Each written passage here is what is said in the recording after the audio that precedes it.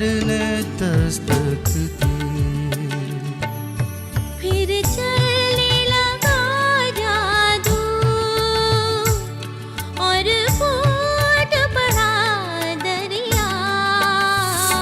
ख्वाबों के खजानों का पत्थर हो के शीशा हो, लकड़ी हो के कपड़ा हो, धातु हो के नगीना हो, धागा हो या मिट्टी हो। हर शय से उभर आया जीवन का नया चेहरा। फनकार के हाथों से काढ़े गए ये चेहरे, आईना हैरत है। तहरीरे शिफाकत है, अनमोल विरासत है। अनमोल विरासत है।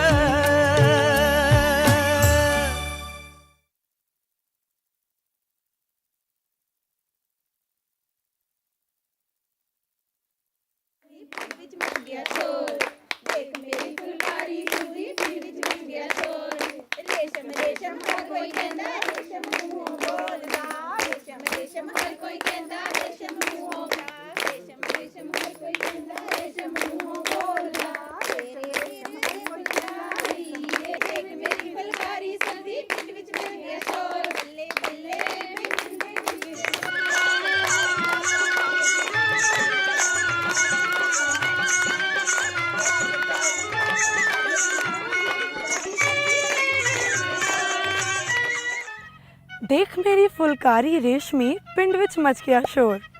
रेशम रेशम हर कोई कहंदा, रेशम मुँहों बोलदा। किसी शायर ने बिल्कुल ठीक कहा है कि बाग और फुलकारी की खूबसूरती देखते देखते आंखें नहीं थकती। इन सुंदर रेशमी धागों की कढ़ाई पंजाब की खूबसूरत तहजीब का एक खास हिस्सा है। रंग बिरंगे लाल गुलाबी हरे नीले कच्चे रेशम के धागों की कढ़ाई से सजी बाग और फुलकारियाँ पंजाब की खास तहजीब का एक खास हिस्सा है। इनकी तारीख 400 साल से भी ज़्यादा पुरानी है और इस फ़न को पंजाब ने आज तक ज़िंदा रखा हुआ है। तो चलिए नज़र डालते हैं इस खास तारीख पर।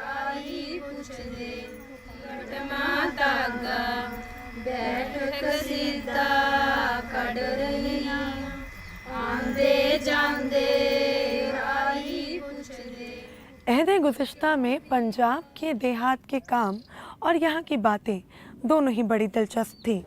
यहाँ के घरों के आंगनों से सिर्फ औरतों के कह कहे ही नहीं गूंजते, बल्कि इस फनकारी के कुछ बड़े ही ज़बरदस्त नमूने भी निकलते हैं। आज हमारे साथ रेखा मान जी मौजूद हैं, जो कि सिर्फ एक माहिर ही नहीं बल्कि मेरी पीजी समान है।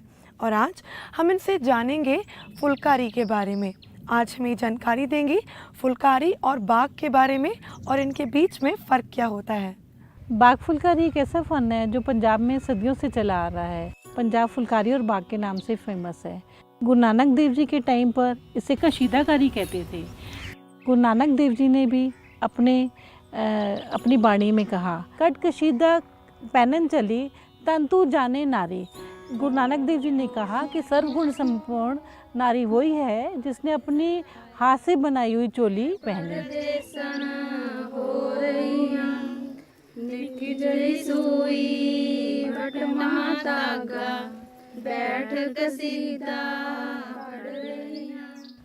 मुगलों के समय पर इस कशीदाकारी को गुलकारी का नाम दिया गया, जो कि एक फ़ारसी शब्द है। मुगलों के समय पर बाग फुलकारियों को बहुत बढ़ावा दिया गया। एक बहुत पुराने शायर थे वारिस जट, जिन्होंने इन फुलकारियों को, जिनका नाम गुलकारी था, उन्होंने गुलकारी से इसको पंजाब की संस्कृति में फुलकारी का नाम दिया।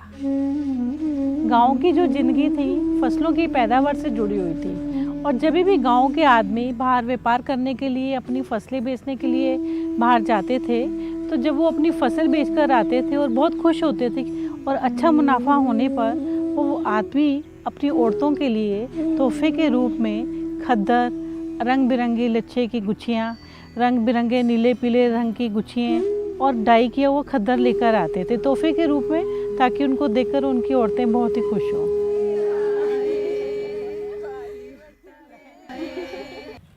फुलकारी खद्दर पर काढ़ी जाती है।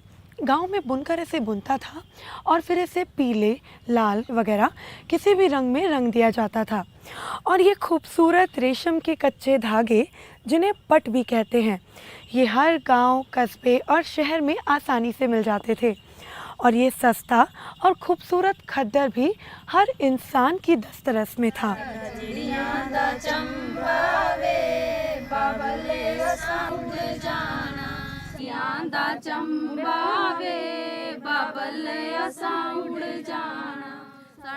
इस कपड़े पर फूल पत्तियां काटने का रिवाज शुरू हुआ, जो कि बाद में फुलकारी कहलाया।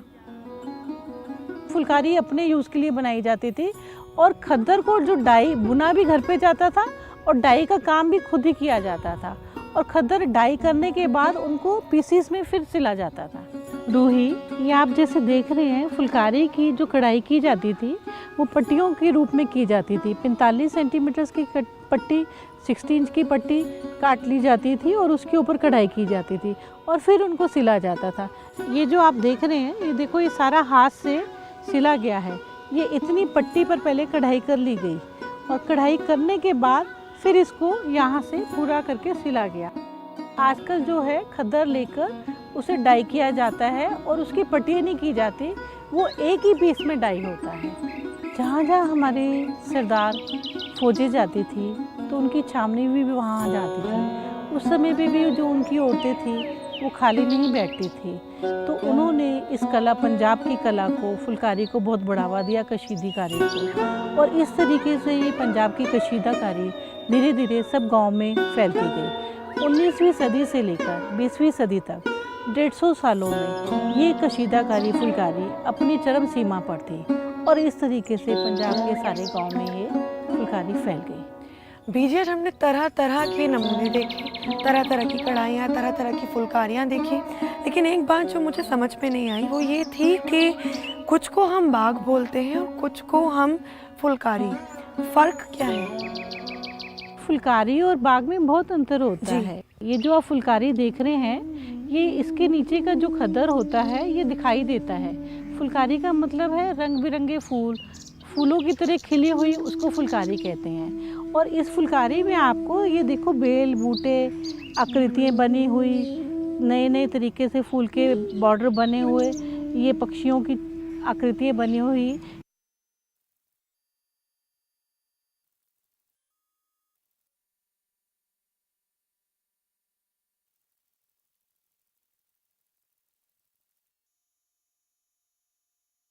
खाहे ही ना दे, जिसे फुल ऑफ एम्ब्रॉयडरी जिस खद्दर के ऊपर हो जाए, जिसके नीचे का खद्दर बिल्कुल भी दिखाई नहीं देता और नीचे का बेस खद्दर ना दिखाई दे, उसको हम बाग कहते हैं।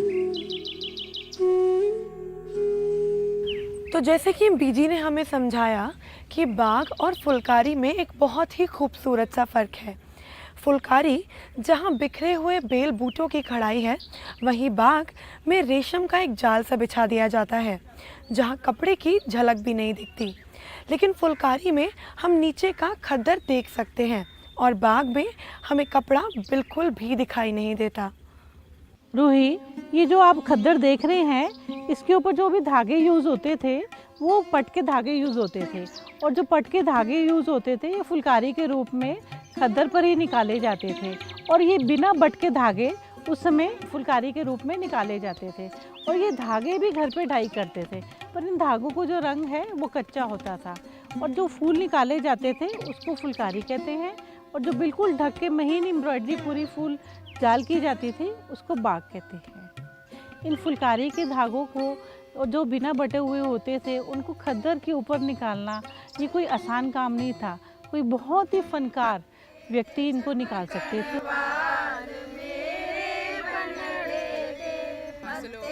चमकन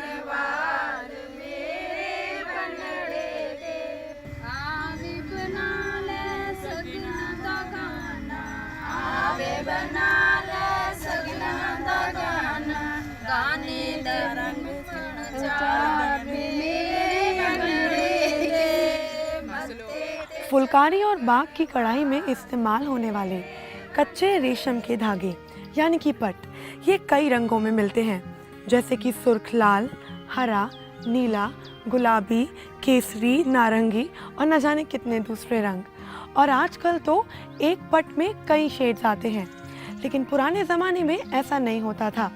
पुराने ज़माने में फुलकारी में कई शेड्स का इस्तेमाल नहीं किया जाता था। लेकिन इस खूबसूरत कढ़ाई का राज क्या है, चलिए हमारी माहिर बीजी से जानते हैं।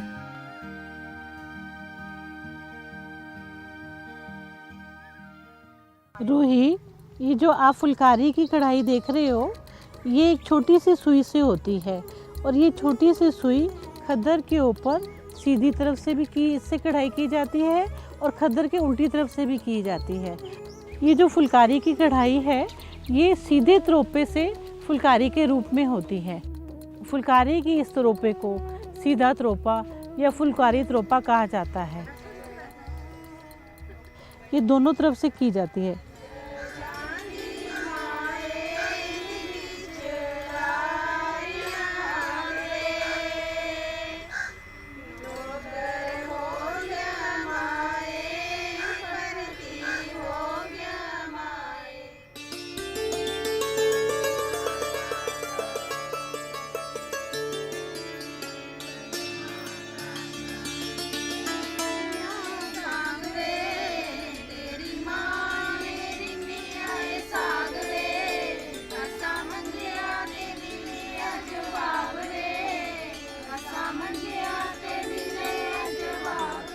फुलकारी और बाग को बनाते हुए सीधे तरोपों के अलावा फुलकारी में और भी कई तरोपों का यूज़ होता है। फुलकारी और बाग में क्रॉस स्टिच भी आता है, बटन होल स्टिच भी आता है, साटन स्टिच का भी प्रयोग होता है और कच्चे रनिंग स्टिच का भी प्रयोग होता है।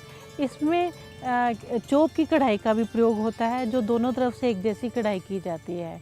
फुलकारी और बाग में विभिन्न प्रकार के तरोपों का प्रयोग होता है। फुलकारी कढ़ाई की क्वालिटी अगर जांचनी हो तो सबसे अच्छा तरीका है कि सीधे तरोपे की चौड़ाई देखी जाए। चौड़ाई जितनी कम होगी, फुलकारी की कढ़ाई उतनी ही उम्दा मानी जाएगी। तो चलिए देखते हैं कुछ तरोपों को।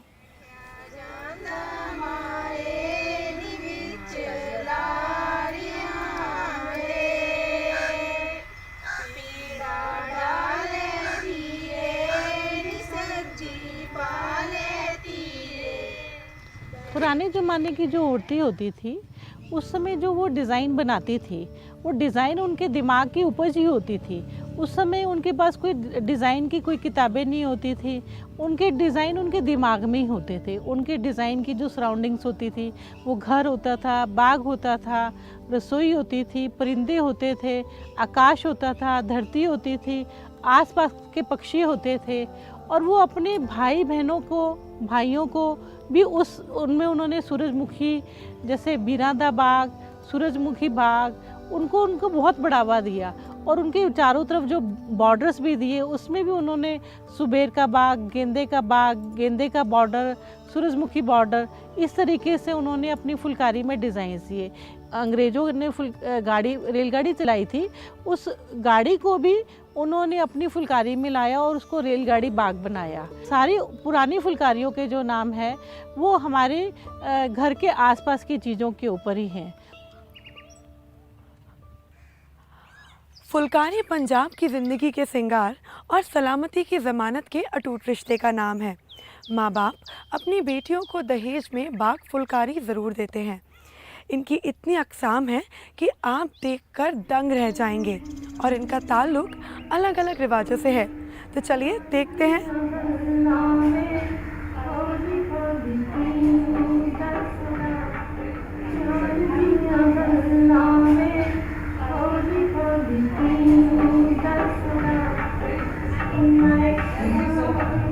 बाग फुलकारी बड़ी ही शगनों वाली है। शादी की हर रस्म में इनका रंग बिखरता है। शादी से चंद रोज़ पहले होने वाली दुल्हन के नाना नानी या मामा मामी उसे चोप फुलकारी उड़ाते हैं। इसमें लाल और पीले रंग के सूती धागे से कढ़ाई की जाती है। मेरे पास भी चोप है, तो चलिए देखते हैं कि आज इसे कौन उड़ता है।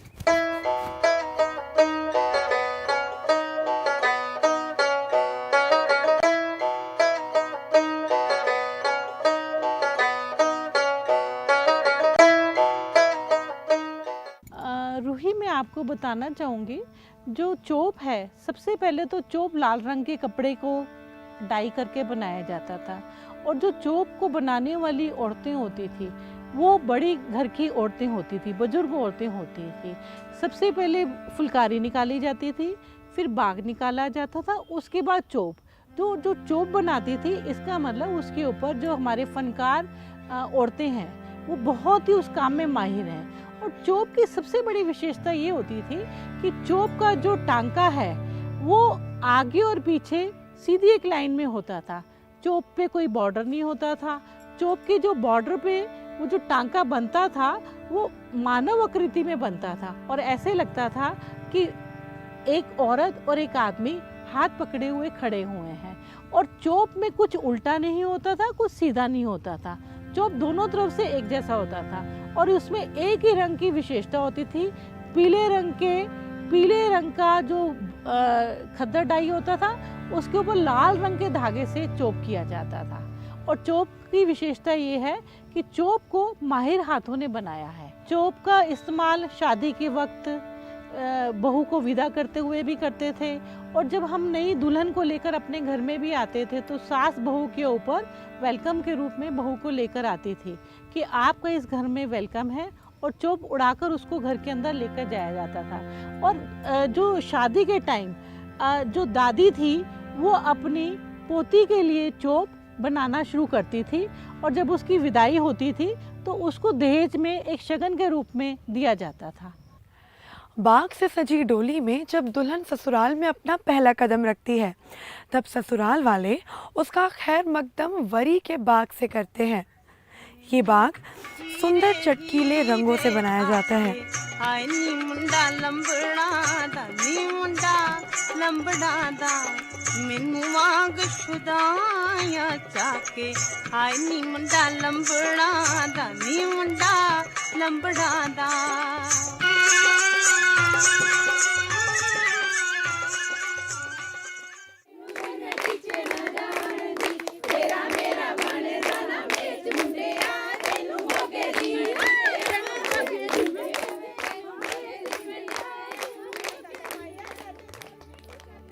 रूही, फुलकारी और बाग के बारे में क्या तारीफ़ करूं?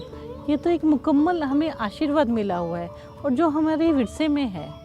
बिल्कुल ठीक कहा अभी जी आपने। फुलकारी वाकई में सिर्फ दुआएं हैं जो हमारे पुरखों ने हमें पीढ़ी दर पीढ़ी दी है।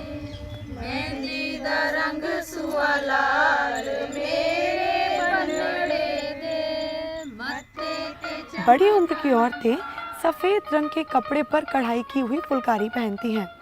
ये फुलकारी सफ़ेद, गुलाबी या लाल रंग के पट से बनाई जाती है। आखिरकार सफ़ेद रंग पाकीज़गी, अमन और सादगी का तर्जुमान जो है। दीजिए, बाग और फुलकारियों के बड़े ही दिलचस्प नाम हमने सुने, लेकिन एक नाम मेरे दिल में उतर गया है, बावन बाग। मतलब हम जानना चाहते हैं कि बावन बाग नाम क्यों पड़ा, इस बात का खुलासा करिए। रूही, जैसे कि मैंने आपको पहले बताया कि सूरजमुखी बाग होता था, बीरादा बाग होता था, तिल्ले का बाग होता था, इसी तरीके से कई तजुर्बेकार औरतों ने आने वाली पीढ़ी के लिए सोचकर जो बाग बनते थे, हर बाग की एक डब्बी को उन्होंने बाग के ऊपर उतारा और उन सुंदर नमूनों की डब्बियों को एक ही बाग में लेकर उनके 52 डिब्बे बना दिए, जिसको कि 52 बाग कहते हैं। और ये आने वाले हमारी पीढ़ियों के लिए एक खजाना है, जिनको एक ही बाग के ऊपर 52 डिब्बे मिल रहे हैं और 52 डिब्बे सुंदर एक बाग के रूप में हैं, इसको 52 बाग कहते हैं। रूही, जैसा कि मैंने आपको बताया कि 52 बाग जो एक ही खद्दर के ऊपर निकाले जाते थे, ये आने वाली हमारी पीढ़ी के लिए कशीदे का एक खजाना है कि वो 52 बाग ना उठा के एक बाग को ले ले तो उनको 52 बाग के डिज़ाइंस का एक ही बाग के ऊपर पता लग जाएगा। ये हमारे लिए एक अतुल्य बताइए, शुक्रिया। दर्शन द्वार फुलकारी मगरबी पंजाब की देन है। इसे मंदिर या गुरुद्वारे में मन्नत पूरी होने पर चढ़ाया जाता है। इसके दोनों सिरों पर दरवाजे और बीच वाली पत्ती के नमूने में एक मर्द और एक औरत खड़े दिखाई देते हैं। देखने पर ऐसा लगता है कि मानो सभी मुक़द्दस मजहबी इमारत का तवाफ़ कर रहे हों। तो चलिए, अगर मेरा भी कभी इस क्लस्टर में दोबारा आना हुआ तो अपनी मन्नत मैं भी ज़रूर पूरी करूँगी।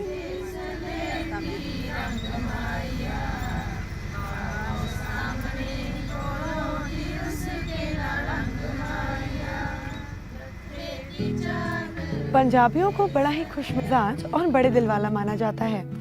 इसीलिए जब भी घर में कोई शादी होती है तब घर में काम करने वालों को एक खास किस्म की हल्की फुलकारी बांटी जाती है।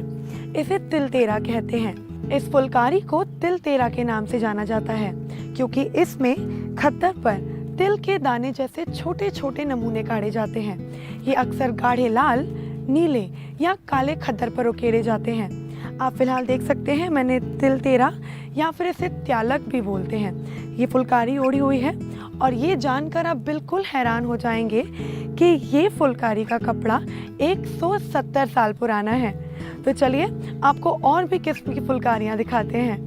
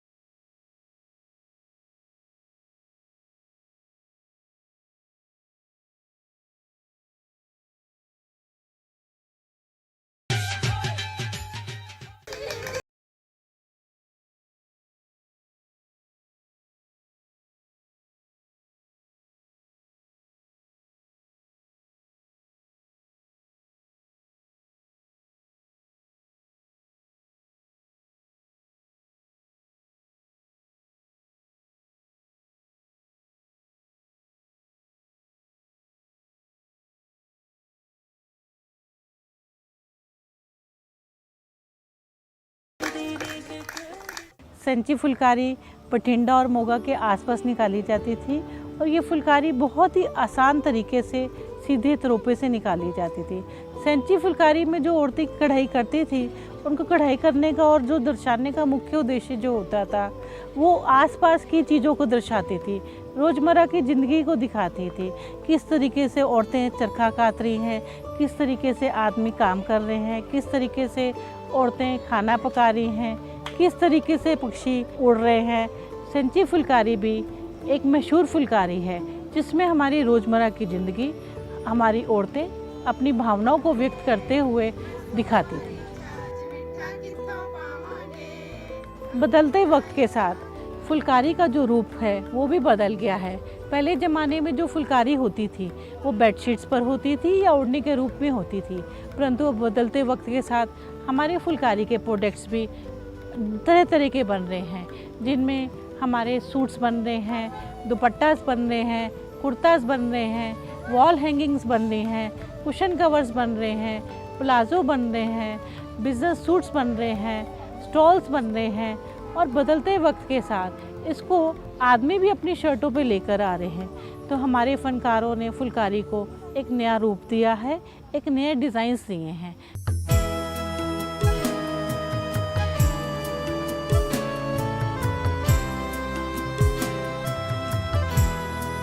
हमें आवाज़ देते हैं ये सदियों की विरासत। हमें आवाज़ देती है ये सदियों की विरासत।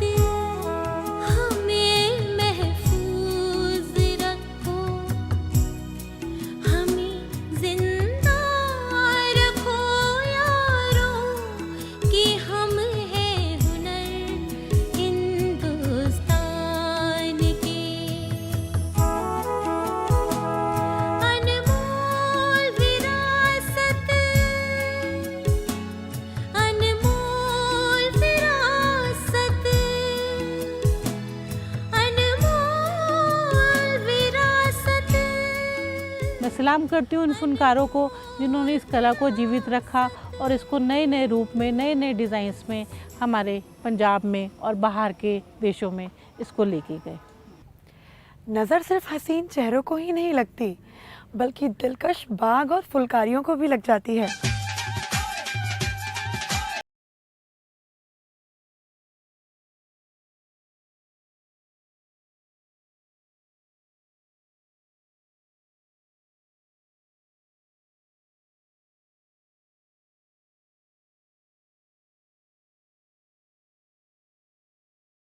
की दास्तान और इनकी शक्लें वक्त के साथ साथ बदलती चली गई।